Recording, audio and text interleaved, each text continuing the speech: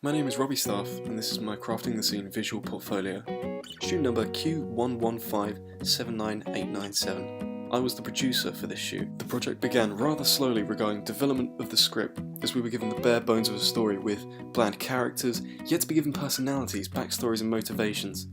As a group, we formulated ideas, which spanned a few weeks, as we collectively decided that the script's depth and detail were far more important than to rush forward with the project and potentially leave holes in the story. Eventually, nearing week 3, we had established roles where I expressed my ambition and desire to be producer for the project, where I would work closely with Sean Devani, the director for our script. With roles decided, we found that the pre-production phase was running smoothly and dynamic ideas were flowing. I arranged for Monday lectures to be used as time spent writing the script and to scrap anything that confused the story. Our story follows two brothers imprisoned after a job goes wrong. Mark, the eldest of the two and more dominant sibling, is informed about his late father's fortune by Natalie, a sexy, seductive lawyer. He has been left with a safe, while his shy younger brother Jack has been left with the code to the safe. Natalie uses her beauty and charm to convince Mark to obtain the code from Jack, but things don't go as planned, as tensions run high and a fight ensues after they are left alone to talk things over. Jack overcomes his older brother and kills him. As the alarms begin to sound, Natalie arrives to get the code from Jack, whom she'd been manipulating this whole time. Jack is left in his cell to be caught, as Natalie leaves with everything she needs to get the fortune she had desired the entire time. As producer, I oversaw the development of this script from start to finish. I was incredibly careful not to remove the key parts of the original script we were given, which were the double crossing and the betrayal. These plot points were the base of our script, which we built around. This was very helpful as it meant we had a solid foundation to work with instead of creating a script from nothing, which would have slowed down our pre-production. The specifics were important and took some time to be decided on. For an entire meeting, the department leaders and myself discussed the significant item that the characters would fight over. Although this time could have been spent more efficiently, I believe I made the right choice in focusing on this aspect. Our script had been fleshed out significantly, and we had a great idea about how the set would look and how our characters would be dressed and styled. This was especially important for me, as early on I had to decide on a budget and to arrange all financial issues throughout the project. With props, set, and costume all set in stone, I could have a rough estimate of how much money we needed in order to fund this project.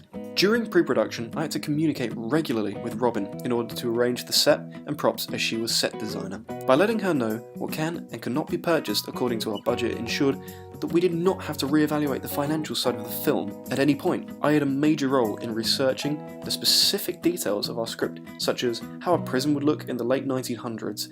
With this came some complications regarding the items permitted for prisoners, their outfits, and generally the style of a cell in this period. Thankfully Lauren, our script supervisor and writer, helped greatly in researching these aspects too, alongside Robin and Megan, our DOP. The dynamics of the group in this particular stage of the production were very positive and driven towards the same goal of creating an accurate and cinematic film. As the shoot date was nearing, tensions were showing from some members of our group, especially with our director. Some of the crew were not convinced of his dedication to the project and suggested he was slowing down the process completely by implementing new ideas and styles late on in the pre-production phase. As producer, I felt that it was my duty to speak to some of the members individually in order to calm the situation down. Despite the negativity in the group at this point, we managed to knuckle down as a unit and complete all of our individual tasks. I believe I handled this altercation with a professional attitude and potentially stopped the project from completely halting. As producer, I contacted over 25 actors and actresses and viewed show reels over the course of a week. I passed all of these over to our director and spent a further 3 days discussing who would be right for the part. From a producer's perspective, I had to rule out various actors and actresses that were unrealistic for our project due to geographical reasons. I was not prepared to spend an unnecessary proportion of the budget on travel costs when there were many local people who could act for us. This was all told to the director to make his job easier when it came to deciding who to cast. Occasionally, meetings would be arranged by other members of the crew, or without my knowledge. My responsibility is to oversee the whole project, and therefore I should be arranging all group meetings and being aware of any specific department meetings to make key decisions. I believe that this area of my job role was not accomplished to the best of my ability and came across as unprofessional on my part, which could certainly have caused some issues during production. We eventually casted Ivo, Billy and Jess to act in our film, two of which were good friends of and had previously worked with Andrew, the editor. This had a negative impact on how I proceeded to do my job as producer. It is my job to contact actors and inform them of dates, times and locations and various other aspects that they would need to know in order to film efficiently. However, with Andrew being close friends with the actors, I decided to take a backseat role and let him work with the actors and be the main source of contact with them. In hindsight, this seems like the most logical course of action and made most sense at the time. On the other hand, looking back, I should have taken authority and asserted myself as producer and told Andrew that I would handle the actors. I believe that this was unprofessional to take a lazy approach to this very important aspect of our project, and had Andrew not informed the actors of important information, it would have been my fault if the film failed due to scheduling issues. On set, I worked alongside Sam, the first AD on this project. We ensured that the team stayed on schedule by following a specific shot list. Occasionally, despite shooting multiple takes of a single shot, our camera department would insist on resetting and filming another take. As producer, I would inform them of the time constraints that we were under and advise them against filming too many takes. My authority as producer was often not taken as seriously as perhaps I would have expected, and this resulted in some departments losing concentration on set and not following the schedule put in place to help our project run as smoothly as possible. I personally feel that due to my lack of confidence in such a key and vocal role that our project suffered. The day lasted longer than I had originally planned, and this therefore impacted the actors who were visibly beginning to tire and lose focus. I feel that to improve my performance and professionalism on set, I should have been more vocal and active in my communication with each department so that we could operate more efficiently as a unit. To effectively evaluate my performance as producer, I must first understand the goals of a producer.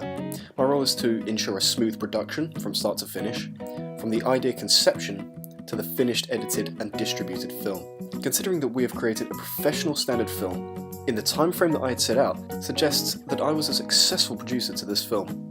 However, looking back, I have a few criticisms of how well I executed my jobs and tasks. During pre-production, I occasionally made crucial mistakes which would not be tolerated in the industry.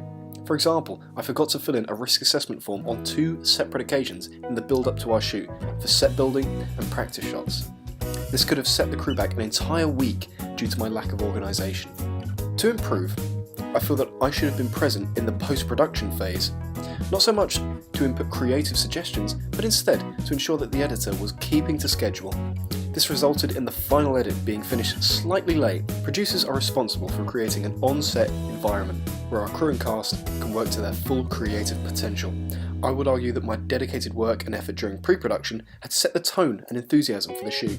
Unfortunately, however, I didn't personally believe I continued that atmosphere on set during our shoot, as there were a few occasions of arguments and general disagreements. I handled the situations calmly and sensibly, but if the project was organised more efficiently, we might not have experienced these few disagreements. Overall, I completed the tasks I was responsible for, and I'm proud of our final product, as it reflects our vision of the script and exceeded expectations.